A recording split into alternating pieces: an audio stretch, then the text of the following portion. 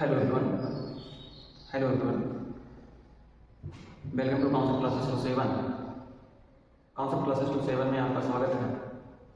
My self Narendra Kumar, आपका अपना chemistry educator. आज का वीडियो है एक बहुत ही आसान टॉपिक है जिसका नाम है आभार। इसको हम आणविक द्रव्यमान से भी जानते हैं और इसका नाम है इंग्लिश में इसको बोलते हैं मॉलिक्यूलर वेट या फिर मॉलिक्यूलर मास।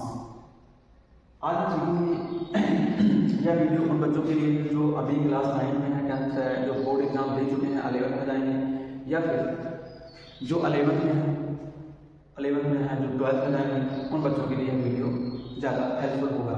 तो आइए देखते हैं कि अणुभार या फिर आणविक द्रव्यमान, जिसको इंग्लिश में बोलते हैं मॉलिक्यूलर वेट या फिर मॉलिक्यूलर मास, ये होता क्या है। चलिए, इसमें हम बहुत सारे एग्जाम्पल्स लेके आए हैं।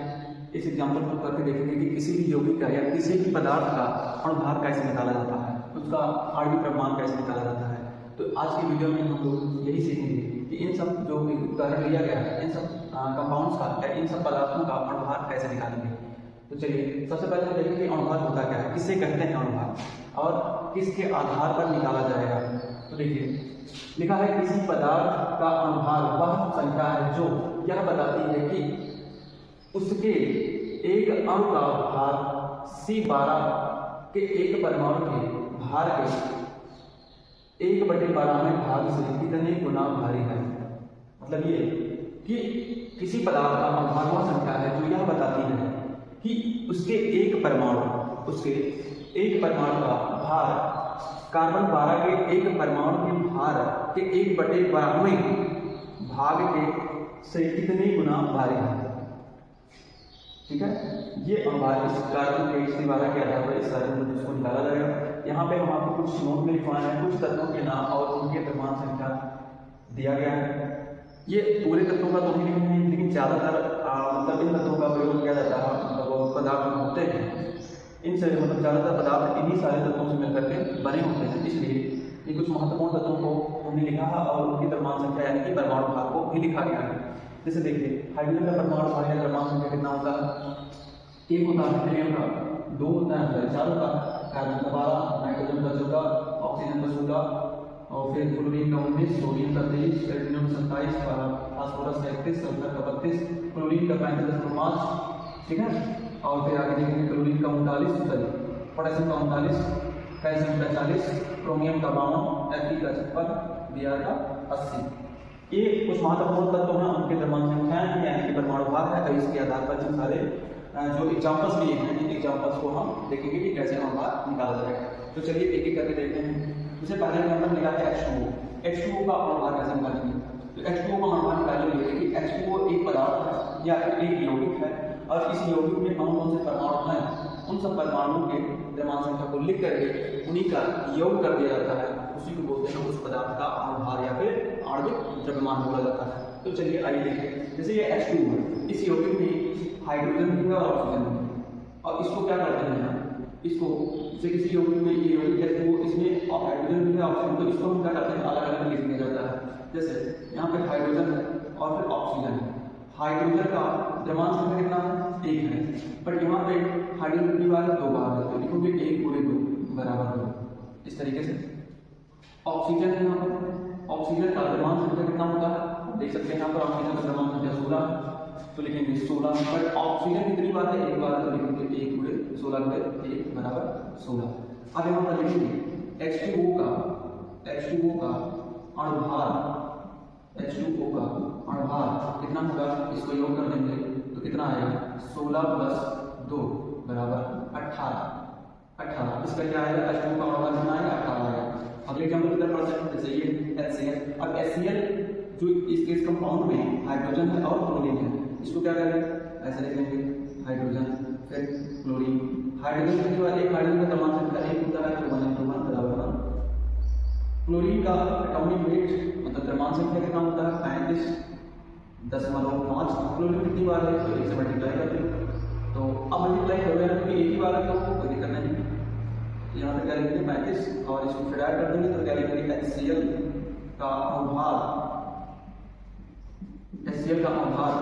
कितना होगा, लिखेंगे 35.5 और +1 तो बराबर क्या हो गया 36 35 और 36 36.5। तो HCl का अपना भार कितना है 36.5। आगे देखते हैं NaCl का। अच्छा इसको हम ग्राम भी लिख सकते हैं, इसको ग्राम भी लिख सकते हैं, जैसे 18 ग्राम फिर 36.5 ग्राम। अब देखिए NaCl का नाम होता है अमोनिया। अमोनिया का भार क्या होगा, अमोनिया में कौन कौन से परमाणु मिलकर के अमोनिया बनाए हैं, जिसमें नाइट्रोजन भी हाइड्रोजन भी। तो सबसे पहले क्या है नाइट्रोजन है, फिर क्या है हाइड्रोजन है। तो अब आपसे पूछते हैं कि नाइट्रोजन कितनी बार है, तो नाइट्रोजन 3 बार है। तो पहले होगी तो आपका सर नाइट्रोजन का द्रव्यमान संख्या तो 14 होता है, बिल्कुल सही बात है 14 होता है। तो लिखेंगे 14 गुणे 1 क्योंकि है तो नाइट्रोजन 1 बार, तो कितना आएगा 14 आएगा। बट आप कहोगे सर नाइट्रोजन हाइड्रोजन तो 3 बार बिल्कुल सही बात, लेकिन कहोगे सर हाइड्रोजन का द्रव्यमान संख्या 1 होता है, तो क्या लिखेंगे 1 into 3 ये आएगा 3। आप देखोगे यहाँ पर NH3 का अणुभार कितना है 14 प्लस 3 बराबर कितना हो जाएगा 17 ग्राम लिख सकते हैं आप इसको। तो NH3 का अणुभार कितना आया 17 ग्राम। अगले नंबर की तरफ पढ़ते हैं। अगला नंबर मेरा है NaOH का अणुभार। अब NaOH जो एक यौगिक है और इस यौगिक में या फिर इस पदार्थ में कौन कौन से तत्व मिल करके जो है सोडियम हाइड्रोक्साइड बनाए हैं। तो इसमें सोडियम है, ऑक्सीजन है और हाइड्रोजन है। तो इसको क्या करेंगे इस तरीके से लिख लेंगे सोडियम, फिर उसके बाद ऑक्सीजन, फिर उसके बाद हाइड्रोजन। सोडियम का द्रव्यमान संख्या कितना होता है, सोडियम का द्रव्यमान संख्या आगे सोडियम यहाँ पर होगी, सोडियम का द्रव्यमान संख्या 23 होता है, दूसरे बात में लिखेंगे 23। उसके बाद ऑक्सीजन में कितना होता है 16 होता है। आप चाहो तो 23 गुणे 1 कर सकते हो या फिर 23 ही लेंगे, तो क्योंकि सभी जितने भी परमाणु सबकी संख्या एक ही है तो उसमें मल्टीप्लाई करने की आवश्यकता नहीं है। तो आप लिखोगे यहाँ पर हाइड्रोजन कितना हाइड्रोजन है, इसको लिखोगे यहाँ पर NaOH का अणुभार कितना होगा 23 प्लस 16 और प्लस 1, तो कितना आएगा 23 और 24 हो जाएगा। 24 प्लस 16 अच्छा डायरेक्ट लिख देते हैं, 24 प्लस 16 तो ये आ जाएगा 40 ग्राम लिख सकते हो।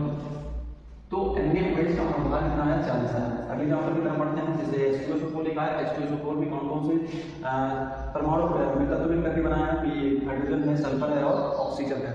तो इस तत्वों को क्या करेंगे हम अलग अलग लिखेंगे, जैसे ऊपर हम करते आएंगे तो लिखेंगे हाइड्रोजन, फिर सल्फर, फिर ऑक्सीजन। अब यहाँ पर हाइड्रोजन का द्रव्यमान संख्या कितना है 1 है। तो आप कहोगे सर हाइड्रोजन तो 2 बार, तो सेम बात 2 बार तो क्या लिखेंगे 2 गुणे 1 लिखेंगे, तो कितना हो जाएगा 2 हो जाएगा, 2 एकम 2। सल्फर का कहोगे द्रव्यमान संख्या कितना है 32 है, बिल्कुल सही बात 32 है, तो क्या लिखेंगे 16 गुणे 1 बराबर 16। अब कहोगे सर आप ऑक्सीजन 4 बार का है तो 16 गुणे 4 होना चाहिए, बिल्कुल सही बात है 4 होना चाहिए, 16 गुणे 4 कर देंगे। सर यहाँ 32 है, 32 गुणे 1 होना चाहिए, क्योंकि सल्फर का द्रव्यमान संख्या कितना है 32 है। यहाँ पे क्या लिखोगे आप 32 लिखोगे, क्योंकि 32 से 32 हो गया। अब ऑक्सीजन कितनी बार है 4 बार है, तो क्या लिखोगे 16 गुणे 4, तो 16 चौके 64। ठीक है, देखो हाइड्रोजन 2 बार था तो 1 into 2, क्योंकि एक हाइड्रोजन का द्रव्यमान संख्या कितना होता है 1 होता है, तो 2 का कितना होगा 2 होगा। सल्फर यहाँ पर एक ही बार है, तो सल्फर का क्या हो जाएगा 32 गुणे 1 बराबर 32, बट ऑक्सीजन यहाँ पर 4 है तो 16 गुणे 4 बराबर 64।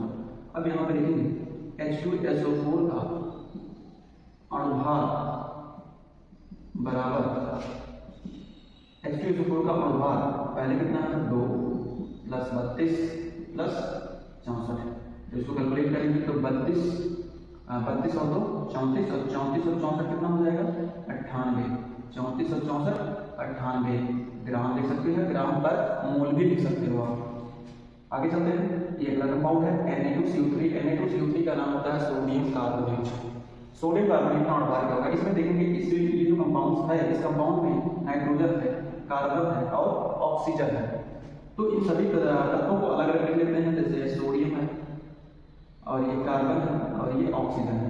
अलग अलग लिखने का मतलब ये होता है कि आपको कैलकुलेशन में अलग अलग करके लिखेंगे तो अलग अलग परमाणु भार लिखेंगे और फिर उसके बाद इस तरीके से उसको ऐड कर लिया जाता है या फिर जोड़ लिया जाता है। तो इसमें क्या होता है कि यहाँ पे आपको परमाणु की संख्या देखना और उसको उतना उस तत्व की द्रव्यमान संख्या देख करके उसमें मल्टीप्लाई कर देना है। मतलब जैसे यहाँ पर हाइड्रोजन है तो हाइड्रोजन का द्रव्यमान संख्या 1 है, द्रव्यमान संख्या 1 है, लेकिन यहाँ पर हाइड्रोजन कितनी बार 2 बार है। तो आप क्या करोगे, एक जब हाइड्रोजन का द्रव्यमान संख्या 1 है तो उसको क्या करोगे, 2 से मल्टीप्लाई करोगे। 2 से मल्टीप्लाई क्यों करोगे, क्योंकि हाइड्रोजन की संख्या इस कंपाउंड में 2 बार है। आगे चलते हैं, जैसे यहाँ पे देख सकते हैं सोडियम कितनी बार है, 2 बार। तो एक सोडियम का द्रव्यमान संख्या कितना होता है, 23 होता है। आपको दिखा देते हैं यहाँ पर, देखिए सोडियम की द्रव्यमान संख्या कितना है, 23 है। तो क्या करोगे, 23 गुणे, आप कहोगे 23 गुणे 2 होना चाहिए, जी बिल्कुल होना चाहिए। तो 23 गुणे 2 हो गया, 46 होना चाहिए, बिल्कुल सही बात है, 46 हो जाएगा। यहाँ पर कार्बन है, बट यहाँ कार्बन एक बार है, तो क्या करोगे आप 12 गुणे 1 बराबर 12। यहाँ पे कार्बन की बात है, एक बार है, एक कार्बन का द्रव्यमान संख्या कितना होता है, एक कार्बन का द्रव्यमान संख्या 12 होता है, तो इसलिए 12 गुणे 1 किए हैं। आगे देखिए ऑक्सीजन की बात है, एक ऑक्सीजन की द्रव्यमान संख्या 16 होता है, तो क्या लिखेंगे 16 गुणे 3 बराबर 16 3 48। यहाँ पे लिखेंगे Na2CO3 का अनुभार, Na2CO3 का अनुभार कितना, 46 प्लस 12 और प्लस 48। 46 प्लस 12 प्लस 48, इसको जोड़ लीजिए। तो इसको जोड़ेंगे तो कितना होगा, 8 और 10, 10 और 6 16, 10 और 6 16, फिर उसके बाद 2 सॉरी 4 और 1 5, 5 4 9, 9 और 1 10, मतलब 106। यानी कि सोडियम कार्बोनेट Na2CO3 का अनुभार कितना है, 106 ग्राम लिख सकते हैं या ग्राम पर मोल लिख सकते हैं। तो ये रहा कंपाउंड्स, लगभग 6 एग्जाम्पल्स आपको करवाया गया है। मुझे लगता है कि आपको समझ में आ गया होगा, और यदि आप इसके शॉर्ट लेना चाह रहे हैं तो इसके शॉर्ट ले लीजिए।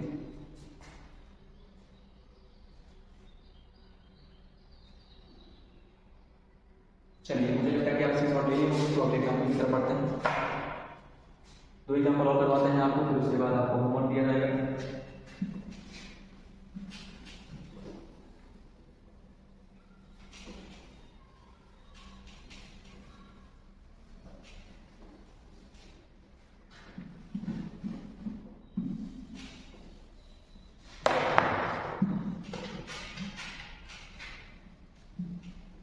इस सारे कंपाउंड को आपको याद कर लेना है। ज़्यादातर अधिकतर कंपाउंड में यही एलिमेंट इन्वॉल्व होते हैं, मतलब पाए जाते हैं। चलिए अगला एग्जाम्पल है मेरा, जहाँ एग्जाम्पल नंबर 7, CH3 COOH का अनुभार। तो देखिए ये जो कंपाउंड है, इस कंपाउंड का नाम एसिटिक एसिड होता है। इसमें जो है कौन कौन से एलिमेंट्स हैं, कार्बन, आपको कार्बन दिख रहा है, हाइड्रोजन दिख रहा है और ऑक्सीजन दिख रहा है। अब इस कंपाउंड में कार्बन को अलग अलग करना है, लेकिन इसको आप 2 बार लिखेंगे, यहाँ पर आप एक ही बार लिखेंगे, और उसमें जितनी बार है तो हम क्या करेंगे, उसको मल्टीप्लाई कर देंगे। चलिए देखते हैं, कार्बन की द्रव्यमान संख्या कितना है, 12। तो आप कहोगे सर यहाँ कार्बन 2 बार है, तो 12 गुणे 2 होना चाहिए, जी बिल्कुल होगा, 12 गुणे 2 तो कितना हो जाएगा, 24 होगा। आप कहोगे हाइड्रोजन की यहाँ पर 1 से अधिक बार है, हाँ 1 से अधिक बार है, कितनी बार है, 4 बार है, तो आप कहोगे 1 गुणे 4 होना चाहिए, तो बिल्कुल सही बात है, 1 गुणे 4 होगा। ऑक्सीजन कितनी बार है, 2 बार है, तो करेंगे 16 गुणे 2, क्योंकि एक ऑक्सीजन का द्रव्यमान संख्या कितना होता है, 16 होता है, तो 2 का कितना हो जाएगा, 32 हो जाएगा। फिर यहाँ पर लिखते हैं, लीजिए CH3COOH का अनुभार, CH3COOH का अनुभार कितना होगा, 24 प्लस 4 प्लस 32, कितना हो जाएगा, 32। इसमें जोड़ देंगे, 24 4 28, 28 और 2 30 और 30 30 60 हो जाएगा। यानी कि जो CH3COOH का अनुभार आएगा वो 60 ग्राम आएगा, या ग्राम पर मोल भी बोल सकते हो आप। अगला एग्जाम्पल मेरा 8 नंबर, अगला एग्जाम्पल मेरा है NaHCO3 का अनुभार, NaHCO3 का अनुभार। तो इसमें देखेंगे कौन कौन से परमाणु इसमें है, कौन कौन से तत्व हैं। देखिए सोडियम है, हाइड्रोजन है, कार्बन, ऑक्सीजन। इसको क्या करेंगे, इस तरीके से लिख लेंगे, सोडियम है, हाइड्रोजन है, कार्बन है, ऑक्सीजन है। सोडियम कितनी बार, 1 बार, तो 23 गुणे 1 होगा बराबर 23 हो जाएगा। हाइड्रोजन कितनी बार है, 1 है, तो 1 × 1 = 1। कार्बन कितनी बार है, 1 ही बार है, तो 12 गुणे 1 बराबर 12। ऑक्सीजन कितनी बार है, 16, 3 बार है, देखिए 3 बार ऑक्सीजन को क्या लिखेंगे, 16 गुणे 3 बिल्कुल सही बात, 16 गुणे 3 होगा तो 16 गुणे 3 मतलब 16 3 48 होना चाहिए, बिल्कुल होना चाहिए।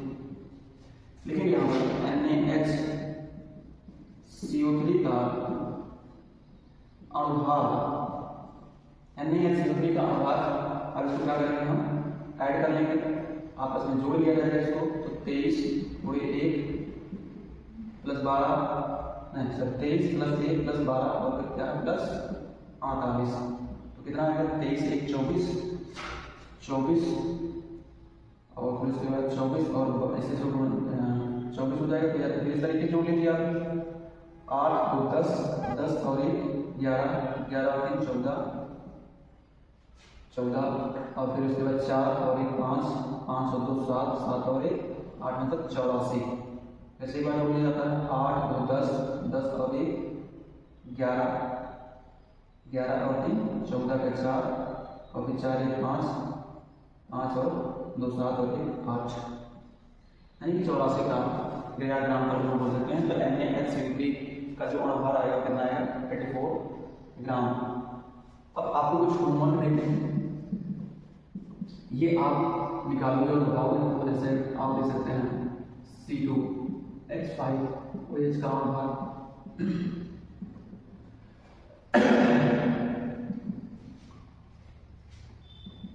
फाइंड आउट करोगे। उसके बाद दूसरा आप ले लीजिए C6H5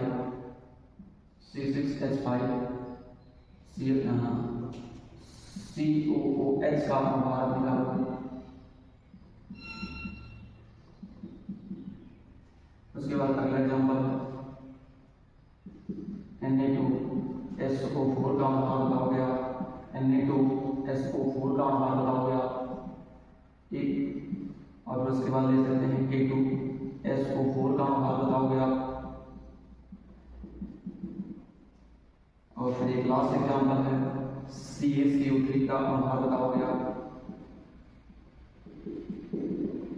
इन सभी कंपाउंड्स को आप इसका अणुभार निकालोगे, जैसे C2H5OH का अणुभार कितना आया, फिर उसके बाद C6H5COOH का अणुभार कितना आया, Na2SO4 का अणुभार कितना आया, फिर उसके बाद K2SO4 का अणुभार निकाल करके लास्ट में CaCO3 का अणुभार कितना, इन सभी 5 एग्जाम्पल्स का आप अणुभार निकालोगे और निकाल करके कमेंट सेक्शन में बताओगे कि इसका इतना आया है, इस कंपाउंड का इतना आया, इस कंपाउंड का इतना आएगा, ठीक है। और इसका रिपोर्ट आप स्क्रीनशॉट लेना चाहते हो ले सकते हो।